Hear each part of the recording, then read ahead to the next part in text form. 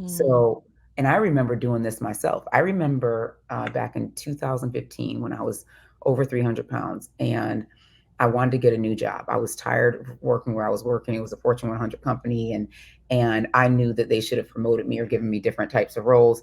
And I felt like they just weren't seeing me or doing the things, Right. and weren't paying me the way they were paying others. And so I remember I wanted to look for a new position, and I remember saying to one of my friends who also worked there with me, I was like, "But nobody's really going to hire me at this size. People don't really, they look at Mm. overweight people differently, so they're not going to hire me." And she was like, "Where did you get that shit from?" she's like, "That is no." She's like, Mhm. "People hire fat people." I Oh, remember her saying that.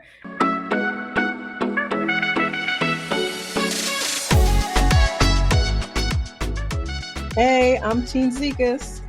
And hey, I'm Ilika Follette.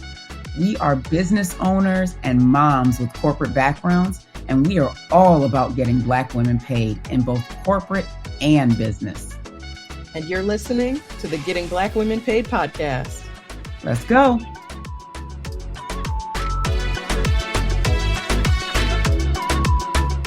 Hello, hello. Welcome back to the Getting Black Women Paid podcast. I am Teen Zekas, your pivot and pay strategist. Hey, and I'm Ilika Follette, your business extraordinaire and strategist. Absolutely. And today we are talking about weight, how weight impacts especially Black women in the workplace, Black women entrepreneurs, what stigmas are around weight, the messages that we are given, Mm, and how it impacts our careers. mm, We've talked about the pay gap for women and for Black women especially, but there's also a pay gap for people who are overweight. yeah. And that stuff is wild. So, yeah, Mhm. let's get into it. Yeah, and it's not talked about enough, right? Like, they're like, no one is really saying, "Hey, the overweight woman over there, even though she's amazing, she's actually being paid much less than everyone else." Like, no one Yep. speaks about it, and so Mhm. it's unknown, you Yeah. know? And even when we say the term overweight, that term is based on Mhm. white men, right? Like the BMI was data gathered on white men and then eventually white women. Like Yep. it's not, and so part of why Black women are typically considered overweight is Mhm. because the standard does not include our bodies. Exactly. And BMI, for those who don't know, BMI is body mass index. And usually when you go to the doctor or frankly, try and, if you have to have surgery for something, if you have to have, like, there's so many different things, they're like, your BMI has to be under a certain level. Right. And I remember one day I was talking to someone about BMI, and she had mentioned that according to BMI, and this was maybe 15 years ago, according to BMI, Serena Williams was overweight. Yep. Serena freaking Williams, the Because muscle weighs more than fat. So the BMI is just a ratio of your weight and your height. And it does not take into account your muscle mass. It does not take Mhm. into account it is not an indicator of your health in any way. At all. And yes, Mhm. Hip to waist is a much better indicator, but, right. I digress. Yeah. Well, and when you talked about medical things, one thing is that, as a person who is considered overweight or even considered obese, Mhm, my experience has been I don't even wanna bother going to the doctor because when mhm. I go for a sore throat or I go for whatever, the first thing they're gonna tell me is, "You need to lose weight." Yeah. And I'm like, "Is that gonna help my throat?" Like, I don't what are you talking about? Like, you just don't like and they won't even take seriously the rest of our stuff or even test us for things. Mhm. I think a lot of the, health concerns that people associate with being overweight, some of those things are exacerbated by people not getting the care they need because doctors are like, "Hey, you gotta lose weight," instead of, "Let me actually test you for cancer," or whatever it is. Exactly, and it's so true. I'm so glad you mentioned that because for those who don't know, about 8 years ago, I lost 120 pounds, and I did it naturally through changing my eating to more so low carb, exercise, and lifestyle changes. And I still even talk about that on YouTube now on my YouTube channel. But the thing is, before that, I remember constantly. I remember when I wanted to have kids and Mhm. I wasn't getting pregnant, or they were doing some tests to find out like what was going on with my body. It wasn't that I wasn't getting pregnant because I wasn't trying yet, but they were doing, for whatever reason, they decided to do some tests on me and found out, I had endometriosis and some other things. Mm. But before they did any tests, the first thing they said was, well, you got to lose weight. Your weight's going to impact you getting pregnant. And I remember being like, fat people get pregnant? Like, what is happening? Right? Why What are do you we think saying? how is that an indicator? It's Mhm. because they put so many other things on weight, right? They sit there and they're like, oh, well, people have high blood pressure. Well, a lot of them have been overweight. So being overweight must cause high blood pressure. Right. And those things are actually like they've connected them, but not enough to actually study it to the point of saying, what is actually causing the high blood pressure. It's likely the food that we're eating, not the extra weight that's on you. Right. And, there are statistics that people like to throw around about like how many deaths are caused by obesity. And those numbers are basically like, if you are fat and you die, we're going to call that an obesity death, even though that isn't what caused it. Right. Like, and so it's just like, Exactly. That and person had cancer. Oh well. right. And then there's Obesity. also the possibility, you have an amazing journey of weight loss and keeping the weight off. Mhm. And for a lot of us, when we lose weight, we gain back even more, and then Mhm. we try to lose weight again, and then we gain back even more. Yep. And there are some indicators that it's possible some of these health factors are associated with yo-yoing weight as Yeah, opposed to having to do with being overweight at all. And so exactly. then it's, so what are we even talking about? We already Right. we already got off track. Like we're just dove into it. I wonder. Completely off track. But it makes sense because this is the thing that that especially women are going through mentally, Yes. as we're going to work, as we're living our lives, running our businesses. Weight plays a huge part for us. We're constantly thinking about it, especially every time we go to the doctors, they're talking about it. Yep. Especially since, every time someone has, a friend finds out they have high blood pressure, now it's like, ooh, I got 20 pounds to lose, or I've got 50 pounds to lose. So it's Mhm. probably going to come on me next. Like it's all these things Right. that are constantly piled on for weight. And then, of course, you go into work, and though you may be the best at what you do, you're being discriminated against because you're Mhm. weight. And I mean, even just talking about like buying clothes that Hmm. fit properly, Right. right? Like there was I think she was an elementary school teacher Mhm. who just had a very curvy body. Oh, I remember that. And she just had a picture like or something was taken of her like doing an incredible educational lesson. And she was wearing some like jeans that fit her well. And people were like, "This is inappropriate. You should be doing porn instead of teaching and all this stuff." And it's like, what? She was not wearing anything inappropriate, At but all. people saw her black body Hmm. that was shaped like a black woman's body, and Yep. all they could think about was sexualizing her. Hmm. And, and so it's like, how do you buy clothes that are like quote unquote appropriate or professional that Hmm. fit our bodies where people aren't going to have all these extra judgments on it because we have more curves than the white lady standing next to us. Exactly. It's the curves in the body, and then it comes with, many times it's like either in order to cover those curves, now you're wearing clothes that are way too big and it looks sloppy. Right, It's right, weird. we got this frumpy look. Right, when I was Right.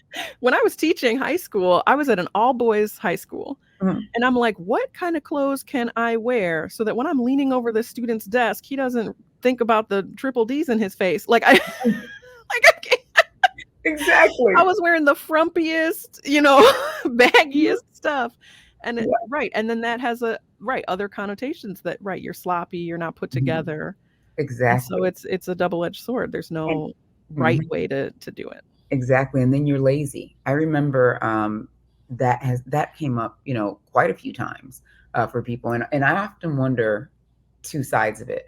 One side is, people are looking at you a certain way because of the way you're dressed, because of your size, and they're assuming that you're lazy, even though they see the results that you're bringing to the table with Mhm. everything you're doing, whether you're in business, you have your own business, or you're in corporate, right? They see the results, but yet they're still assuming lazy because they're like, "If you can't take care of you, how can you take care of this?" Right, and You fat know? and our culture of fat phobia tells us that if someone has a bigger body, they earned that body through laziness, they are not taking care of themselves. They don't know how to follow through on things, right? And then all of these biases come into the way that they're judging that person's performance at their job that has Exactly. nothing to do with any of those things. And on top of that, none of those things are actually true about people's bodies, right? Right. So, Mhm.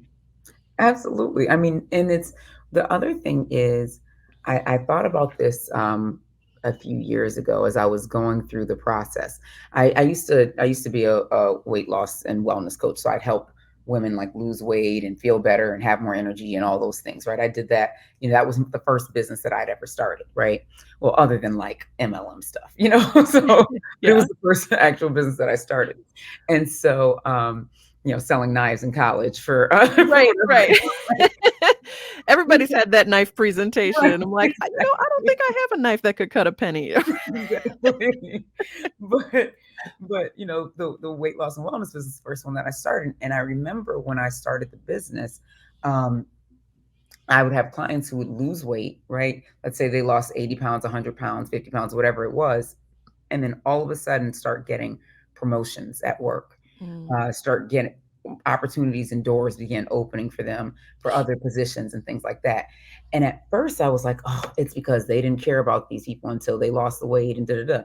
And then I realized that there's also some of us holding ourselves back because of the weight. mm, So, and I remember doing this myself. I remember back in 2015 when I was over 300 pounds and I wanted to get a new job. I was tired of working where I was working. It was a Fortune 100 company, and I knew that they should have promoted me or given me different types of roles. And I felt like they just weren't seeing me or doing the things, right. and weren't paying me the way they were paying others. And so I remember I wanted to look for a new position, and I remember saying to one of my friends who also worked there with me, I was like, "But nobody's really going to hire me at this size. People don't really, they look at Mm, overweight people differently, so they're not going to hire me." And she was like, "Where did you get that shit from?" she's like, "That is no." She's like, mhm. "People hire fat people." I Oh, remember her saying that, but I remember her saying that specifically, and I thought, you know what? That's true. So I went into that interview much differently than I would have, thinking they aren't going to hire me because I'm fat. And right. when I went into the interview, I went in with confidence, and here's the things that I know how to do, and I'm amazing at this, and here's the results I've created Mhm, for this Fortune 100 company. Here's the money I've saved them. Here's the money I made them. All these things, right. and I was hired like immediately. Right, and some people won't be able to go into the room with that confidence until they Mhm. have started to lose the weight, Yeah, and so maybe what you were seeing with your clients in part was their mhm, confidence increasing exactly. and then people responding to that. Hmm. Yeah, it's so hard to I mean, obviously, we can't associate, like, one thing with the cause of the other, Right. but, one reason I've really been looking forward to this episode and talking with you is because you and I have so very different Mhm. perspectives on weight loss. Yeah. Like, since the day I met you, I was like, "Oh, I don't know if I could tell her my my thoughts about weight," because You can I tell have me anything. You know that. I oh, don't I care. know. I'm just saying, like, Now you know. back before I knew, yes. But so for me, like, my perspective, I am very much against, at least for myself, intentionally losing weight for any Mhm. reason. And I read this book. Maybe I'll find the title of it. It was anti-diet, but I don't remember like what the Mhm. subtitle was. But it was about diet culture and like the messages were given all the time and um, about what our bodies are designed to do. And part of the reasons why so many of us gain back all the weight because our body is like, oh, I was just starved. I better retain all this stuff and what have Mhm. you. And so, um, to my mind, I think that I would absolutely not weigh as much as I do now if I hadn't been told all my life to try to lose weight. Yeah.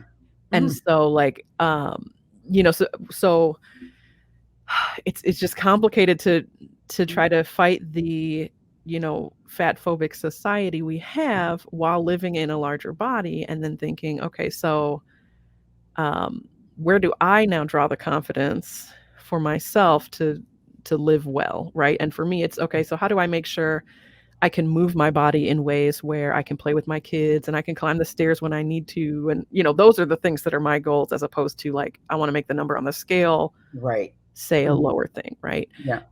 But so many of us um, have been giving the messages for our whole lives that like your life will be better when you're smaller. Yeah.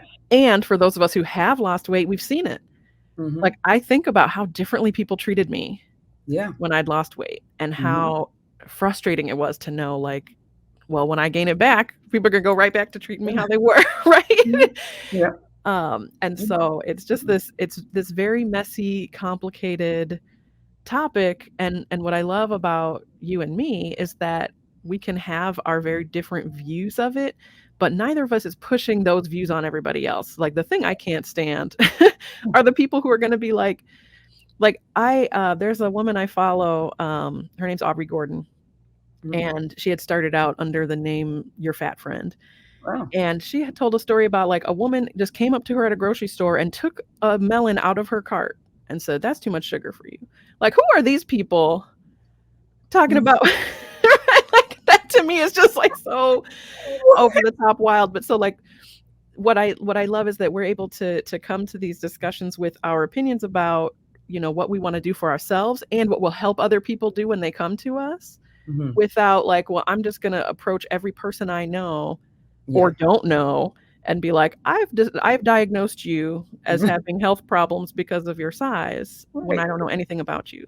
Like for me, Exactly. it's wild how many times I've been at a doctor's office complimented on my blood pressure, Mhm. which Yes. is not a Yeah. thing. People Yes. don't get complimented on their blood pressure, but Oh, when I get my blood pressure taken and they're like, "Oh, you have great blood pressure," because they're great plan. shocked because they were Mhm. assuming I was going to come in there. Like, how many times a doctor has just assumed I have diabetes? Assumed. Yes. And It's I'm like, "No, ridiculous. I actually have very good health indicators, Mhm. Yeah. except for my BMI," Mhm. which is, oh, it's It's so funny that you brought that up. What you talked about a few sec or when you started was how being told that you were fat, or overweight, or you need to lose weight is what caused you to have some issues. I firmly believe that because that's what mhm, happened to me. yeah, I was put on my first diet when I was 8 years old. If you look at a picture of me when I was 8, I looked like an 8-year-old. But I was right, too tall. So, well, I don't wanna say too tall, but I was tall. I was mhm. 8 years old and I was 5 feet tall and I was 135 pounds. You And were so 5 feet tall at 8 years old. Wow, wow. so when you think about it, the doctors, of course, they're just looking at an 8-year-old who's 135 pounds, not considering the fact that I was 5 feet tall. So it wasn't like I had this massive stomach or legs or arms or anything like that. Right. So I even have a picture of when I was 8 and I literally looked like an 8-year-old. And then I was put on that diet because I weighed the same as my mom. So it was like, and Right, she but you were probably almost as tall as her too. I was Right. telling when I was 10, but she was Wow. 5'4" or 5'5", let her tell it. You know, and I was 5 feet, and we weighed the same, right? Mhm. So in their minds, I needed to lose weight. Right. She was, great shape, all those things, but because I was 8, not paying attention to my height. So when I got put on that diet, you can literally see me 8 years old looking like a regular kid, and then by 10 years old, I was actually overweight. By 10 years old, I was closing in on 200 pounds, Right. you know? And it was Mhm. because I was being forced to eat certain things and then like sneaking, or when I get to like my grandmother's house, I'm Right. getting all the other stuff because I don't get to eat that. Mhm. And then everything's always focused on my weight, every conversation, everything I Mhm. did. Mhm. And so it was always that. And that type of stuff does make you gain weight. Right. Well, and we even when we diet, gosh, especially at such a young age, we Mhm. train ourselves not to listen to our body's cues, right? Mhm. Like if you've been on diets your whole life, you don't even know what hunger cues are. So just like eating naturally Mhm. just doesn't come naturally to someone who has been training themselves to Right. ignore all those cues. But the thing is, though, have been taught to ignore the cues since we were born. Oh yeah, Because if you this think is the about time you eat. it, This is the exactly. whatever. So Yeah, no one understands their hunger cues. that's true. That's true. But you've been taught to eat less. You've been taught that you're supposed to be hungry, that you're not supposed to, Mm, that you can't eat this and you can't do this and you can't do that. And so all of that. So, and when something is off limits, you know what that means. You you want want it it even more. more, right? Yes. And that's why people lose weight and gain weight because if I like for me, when I did keto, right? I remember I would share with people how to get off of keto properly, because if you Mm. just stop that Right, the to flip day a switch. right, the day you hit your numbers, you're like, "Okay, time for Cold Stone and Pizza Hut." If you do that, what happens is the weight is gonna pile right on. So what you have to do is you have to be smart about it, and you have to transition yourself. Mhm. It's like, and I would say like a 6-week transition type situation. Like, you gotta transition. Right, you gotta Otherwise train your body on how to exactly. take in those nutrients Right. differently than what it's used to, yeah. Exactly, and train your brain on not jumping right into the thing that you couldn't have for Right, so. I've been deprived for 6 Mhm. months, now Yep. I'm gonna eat a whole pizza or whatever, yeah, right? That's what I'm telling you. I'm telling you, it jumps right to it, right? Yeah, So yeah, it's like understanding that stuff and how it's affecting you. And I think that's what most people don't do. And that's why diet culture has been such a bad thing for us. And mhm, I think that we as a society need to find a in between, some sort of compromise of, hey, are you healthy? Are you eating healthy? Do you mhm, feel good? Do you feel strong? Are you always sick, or do you feel well? right, And then guess what? That has nothing to do with whether you are, 120 pounds or 500 pounds. Well, 500, I don't know. I doubt they feel well because their knees are probably not able to manage it. But you know what I'm saying? Like, right, but there's a wide range of healthy bodies right, that have exactly. different weights, and I wonder if, for us, like, we've started to use this language, but it's just been ta like, plastered over what we were doing before, right? So they're like, Mhm. "Oh, this isn't a diet, this is a lifestyle." But it's Mhm. still a diet, like, and then so, like, there's a lot of these places kind of trying to start using these words about wellness when they really mean weight loss. And Mhm. so, like, to your point, like, we want to, like, actually be living into, right, how do you feel? How well Mhm. are you? As opposed to, let's just use the word wellness when we actually mean weight loss Right. and then just Right. paint our diet. And stop tying our beliefs, emotions, feelings, like confidence and everything to that number on the scale. Because guess what? Mhm. The number that was on the scale when you were 22 is not the number that's on the scale when you were 42, right? These are going to be two different numbers Mhm. because your body manages weight differently. It holds weight differently. You might even look healthy. You might even be really, really fit, but you're not going to be the 120 that you were when you were 22 or whatever. Then I wasn't 120 when I was Right. 22. Whoever was, you know, Yeah. it's not how our body works. It's not how our bodies were meant to work, especially as women. So Mhm. it's like letting go of the number on the scale and being more, I don't want to say concerned, but more passionate, I guess, about like the muscle to fat ratios, right? The amount of muscle you have Mhm. in your body, the hip to waist ratios, and your actual numbers. Like Mhm. looking at your blood pressure, your glucose levels, your cholesterol levels, like looking at these Mhm. numbers, looking at how you feel. Do your knees hurt? If your knees hurt, guess what? It may not just be weight. It could be that you're eating something that does not align with your body. So Mhm. for me, if I eat sugar, my knees hurt. I already know. I know that, oh my goodness, my knees hurt. Did I have some sugar? Like Mhm. that's what I Right. know. And it also could be that you are not training those muscles, through movement, Hmm. right? That Right. maybe it is you need to be moving differently or moving more to alleviate that pain or whatever it is. Yeah. And I But wonder, a lot of it is food though. Because the thing is we have yes. food and I don't mean like bad food, good food. I mean like food intolerances. Sure, So, right, yeah, something that gets you inflamed when you eat it, and right. now right, and now you have Pineapple for food. someone. Right. I remember I had a Mhm. client years ago and it was pineapples. She ate pineapples every day and she was like, I don't know why I can't like look like get this weight off and my knees keep hurting and all Right, these different and that's things. not because pineapples are bad food, but, Right. like, for her, her body reacts to it, so Exactly. yes. Well, and I wonder if we can tie this into right, we're getting Black women paid, right, so Right. I wanna tie it back into, how we think about weight in terms of how we show up at work Hmm. and, sort of fighting against Yeah. those biases that limit us in the workplace. So I'm wondering, I guess what advice you have for people who are watching this or who are listening in Right. terms of how to approach their work when it comes to their weight. I think it's a couple of things. I think it's and my younger sister said this to me one day. She's like a lot of times. when people either gain weight or lose weight, they aren't necessarily dressing for their body. Number one, they've already Mhm. attached the confidence to their weight, right? Mhm. And when you attach the confidence to your weight, then it's always gonna waver, right? You're gonna Mhm. be really confident when you're this size and not as confident when you're this size, whatever that size is for you. And so release that. Confidence and weight have nothing to do with each other. That's number one. Mm. Number two, dress for the body that you have now, not the body that you used to have or the one that you want. You know? So Mhm. what that means is like if you are, let's say you've lost weight, dress for this new body. Don't be like I was wearing way too big clothes, not realizing, right? Yeah. Being weird and ridiculous.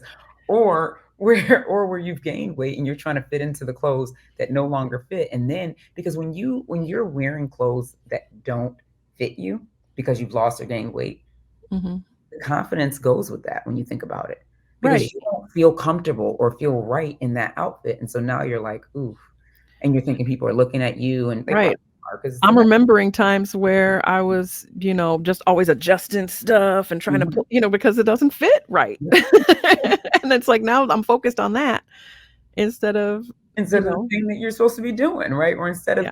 standing in your power or standing in your dominance, standing up and speaking Mhm. or whatever it is that you're doing, you're so focused on what you look like in that moment, it takes away from the message or from the results that you're trying to get. Yeah. Yeah, I love that. Dress for your body now, and you can also change the other things about how you look. Like we were talking before we got on, Ailika, you're rocking some braids. I think they're beautiful. I got my hair cut. I got buzzed on the Right. sides. I got some new earrings, right? Like you can look cute at Exactly. any size. Right? So, whatever it is to give you the confidence when you walk into the room and say Mhm. like, I know I'm looking cute. I know I'm feeling cute, and here's all the stuff I'm bringing to the table for this Right. company. Exactly, because that's the thing, right? The conversation at no point should even be about what you look like. It should Right. be about what you're bringing to the table. Right, and so it's not Walk even in with about, that confidence? looking cute, but it's about, like, I'm not gonna be thinking about how I look Right, because I exactly. already know I'm set. Because when you walk in with that confidence, that's why I'm like, get that confidence away from the number on the scale, right? Mhm. Because when you walk in with that confidence of, I can do this role, I know exactly how to do X, Y, and Z, and I've done it at these 3 companies. Check my resume, go check my what are those things called when you call Oh, people? references. References. Check my references. It's been so long since you've applied for a job. I love it. When you call people.